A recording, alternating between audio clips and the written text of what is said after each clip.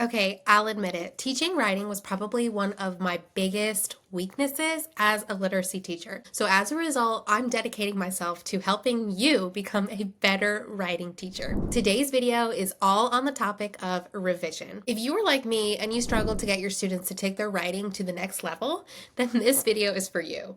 This video is going to be packed with actionable, simple strategies to help you improve your revision instruction. We're diving into 4 easy to implement revision strategies that will help your students elevate their writing and take it from just meh to simply outstanding, all while building their confidence as writers. Okay, let's jump in, and I'm going to start with some general tips for teaching revision. Revision can be tricky to teach, and if you're not careful, it can feel super overwhelming, not just for you, but also for your students. So I've got some super practical guidelines to help you get the most out of this crucial step in the writing process. Here are my tips. Tip number 1. Make sure that you are separating revision and editing in your instruction. Let's talk about something that often gets confused: revision and editing. These are 2 very, very different skills, and it's so important that we treat them as separate steps in the writing process. When we teach revision, we want our students to focus on improving their ideas, their structure, their word choices, and their overall message. This is the stage where they are refining their content, not worrying about spelling, not worrying about punctuation. That's where editing comes in. That's when we focus on the nitty-gritty details like fixing errors. That's editing. By separating these 2 steps, we really allow our students to dig deep into improving their writing without getting distracted by the smaller issues. So we're going to teach them to revise first and save editing for later. Tip number 2, your students don't have to revise everything. Here's something I want you to keep in mind. Your students don't have to revise everything every time. I know it might sound tempting to say, all right guys, let's go ahead and fix every single sentence in this paragraph. But that's just too much for them, and honestly, it's too much for teachers too.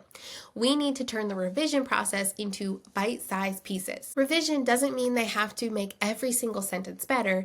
Instead, we can let them take it slow. So we can encourage our students to maybe focus on a specific area.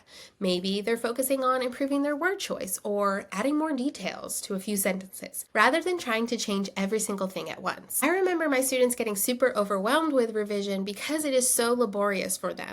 They're having to handwrite sentences over and over again. But when we take it back a step and just let them do one thing at a time, it really makes it so much more manageable for them. That brings me to tip number 3, teach one revision strategy at a time. So we're going to have our students focus on one thing at a time, and we're going to teach one thing at a time. I know it's tempting to go all in and show your students every single thing that they need to be doing right now so they can fix this because this paragraph is a mess. But trust me, this is a major mistake that I made while teaching. Once again, teaching too many revision strategies all at once can overwhelm them. So we're going to start with one revision technique.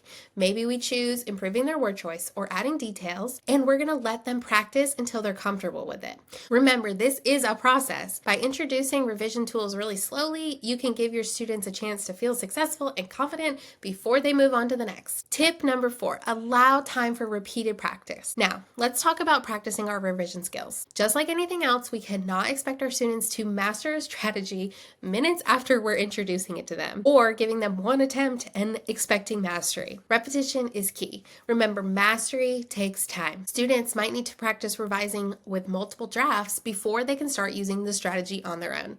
And that's okay. So yeah, practice makes progress here. All right, now that we've discussed the background of teaching revision, let's jump into these 4 actionable teaching strategies that you can use right away. These teaching strategies are improve word choice, use transition words, add more details, and use a variety of sentences. Let's start with improving word choice. This is a specific strategy that you can teach your students, and that is improving word choice. This is all about replacing boring, basic words with more vivid, specific ones. For example, instead of our students writing something like "the dog ran fast in the park," we can try "the greyhound sprinted swiftly across the sunlit meadow."